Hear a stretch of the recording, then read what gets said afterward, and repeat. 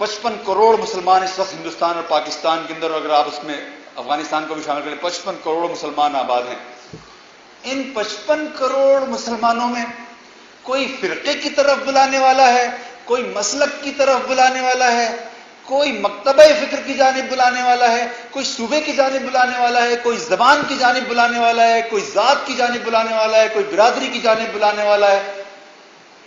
اس منظرنامے میں جماعت اسلامی وہ واحد جماعت ہے جو نہ آپ کو کسی مسلک کی طرف بلاتی ہے، نہ فرقے کی طرف بلاتی ہے، نہ مکتبہ فکر کی جانب بلاتی ہے، نہ زبان کی طرف بلاتی ہے، نہ صوبے کی طرف بلاتی ہے. وہ آپ کو بلاتی ہے تو اللہ رب العالمین کی طرف بلاتی ہے، رسول اکرم صلی اللہ علیہ وسلم کے اسوہ حسنہ کی جانب بلاتی ہے، اور وہ آپ کو اسلام کی طرف بلاتی ہے، اسلامی تہذیب کی طرف، اسلامی تاریخ کی طرف بلاتی ہے. اور صرف بلاتی نہیں ہے، وہ یہ کام گزشتہ 72 سال سے کر رہی ہے. تو اگر ایک تحریک حق کو پہچانتی ہے اور 72 سال سے اس پر قائم ہے تو اس سے بڑی کامیابی اور کیا ہو سکتی ہے؟ کوئی اس سے بڑی کامیابی ہو سکتی ہے کہ آپ حق کو پہچاننے والے ہیں اور اس پر قائم ہونے والے ہیں. اور حق کو صرف پہچاننا کافی نہیں ہوتا، اس کے مطابق زندگی بسر کرنا بھی ضروری ہوتا ہے. تو الحمدللہ جماعت اسلامی وہ گروہ ہے جس میں آپ عمل کے نقائص تو نکال سکتے ہیں، اور ہم اس پر بھی بات کر سکتے ہیں کہ جب ہم نقائص کی بات کرتے ہیں تو اس کا کیا مفہوم ہوتا ہے. نقائص ہو سکتے ہیں، لیکن جماعت اسلامی حق کو بسر کرنے، حق کو پہچاننے والی جماعت ہے، حق کو بسر کرنے والی جماعت ہے، اور اس سے آگے بڑھ کر تیسرے مرحلے میں وہ حق کے غلبے کی جدوجہد کرنے والی جماعت ہے. پاکستان کے منظرنامے میں، بر صغیر کے منظرنامے میں کون سی ایسی سیاسی جماعت ہے جو یہ تین کام کر رہی ہو کہ اس کے پاس ایک دین کا کامل تصور ہو اور وہ حق کو پہچاننے والی، حق کو بسر کرنے والی اور اس کے غلبے کے لیے کام کرنے والی جماعت ہو؟ کوئی بھی نہیں ہے. تو پھر اس سے بڑی کوئی کامیابی ہو سکتی ہے جو جماعت اسلامی کو اللہ تعالیٰ نے عطا کی ہے؟ اور جب ہم بات کرتے ہیں جماعت اسلامی کی تو میں نے آپ سے عرض کیا کہ جماعت اسلامی پر گفتگو کا ایک پہلو یہ ہے کہ جماعت اسلامی فکر کی سطح پر عالمگیر اور ایک امت گیر جماعت ہے. پوری امت جماعت اسلامی کے فکری ورثے کی کسی نہ کسی طرح سے مرہون احسان ہے. ہمارا دائرہ اثر امت گیر ہے، عالمگیر ہے فکری سطح پر.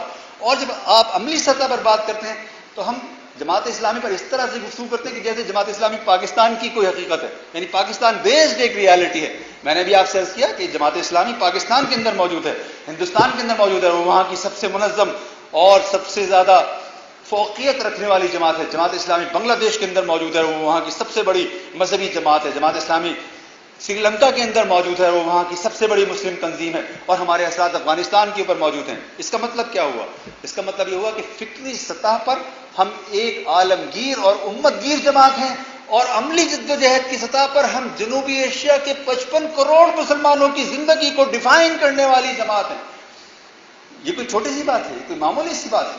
اور جماعت اسلامی کی اسٹرینتھ کا اور اس کی اہمیت کا اور اس کی معنویت کا ایک پہلو یہ ہے، آپ نے کبھی اس بات پر پتہ نہیں غور کیا کہ نہیں کیا کہ ہم اس کو پیمانہ تو بناتے ہیں کہ ہمیں انتخابات کے اندر کامیابی نہیں ملتی، اور انتخابات میں تو ہمیں بلا شبہ کامیابی نہیں ملتی ہے، اس میں تو کوئی شبہ نہیں، اس میں تو کوئی دو رائے نہیں. لیکن آپ نے کبھی اس پہلو پر غور کیا کہ ہم انتخابات میں پے در پے ناکام ہوتے ہیں، اور چونکہ ہم ایک انسانوں ہی کی جماعت ہیں اس لیے اس سے ہم متاثر ہوتے ہیں، تو اضمحلال کا شکار ہوتے ہیں، مایوس بھی ہو جاتے ہیں، گفتگو کرتے ہیں ہم اس کے اوپر، اپنی مایوسی کے اوپر گفتگو کرتے ہیں.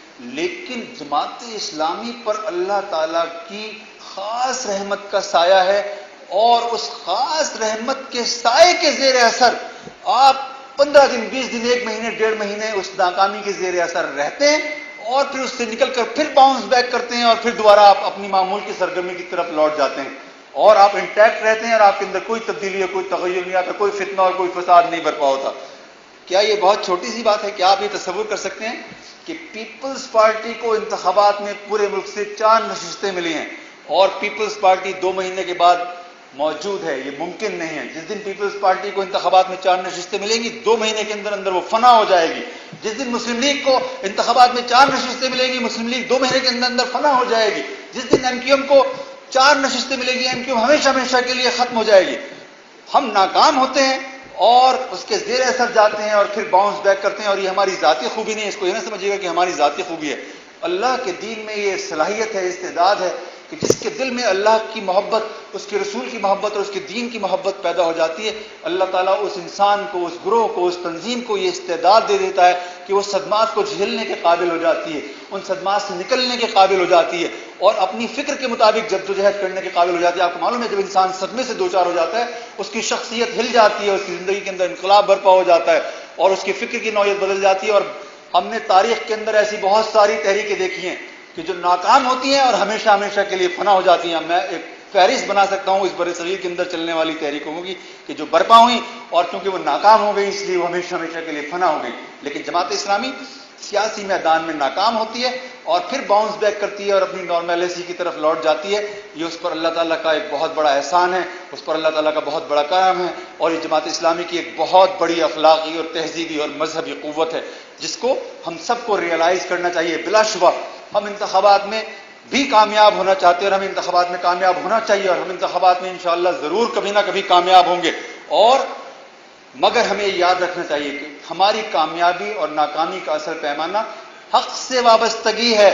اگر ہم حق کو ابینڈن کر دیں اور پاکستان تو کیا ہمیں پوری دنیا کا اقتدار بھی حاصل ہو جائے تو ہم ناکام ہو جائیں گے۔ پوری دنیا کا اقتدار اگر جماعت اسلامی کو مل جائے اور وہ حق پر نہ کھڑی ہو تو وہ ایک ناکام جماعت ہے۔ اور اگر ہمیں ایک کونسلر بھی ہمارا کامیاب نہ ہو پاکستان کے اندر اور ہم حق پر کھڑے رہیں، اس کو بسر کرتے رہیں اور اس کے غلبے کی جدوجہد کرتے رہیں تو ہم ایک کامیاب جماعت ہیں۔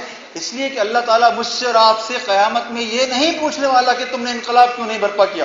یہ بات تو رسول اللہ صلی اللہ علیہ وسلم اس کے مکلف نہیں تھے، تو میں اور آپ کیا ہوں گے؟ ہمارا کام حق کو پہچاننا، اس کو بسر کرنا اور اس کے مطابق جدوجہد کرنا ہے۔ دلوں کو بدلنا اللہ تعالیٰ کا کام ہے اور وہ دلوں کو جب چاہتا ہے وہ بدل دیتا ہے اور وہ دلوں کو بدل رہا ہے۔ اور ہمیں یہ تو معلوم ہے کہ اسلام جو ہے وہ غالب آنے کے لیے آیا، اور ہم اس پر اگر وقت ہوا ہمارے پاس تو ہم اس پر بات کریں گے۔ تو جماعت اسلامی کی ایک اسٹرینتھ یہ ہے کہ وہ حق کے مطابق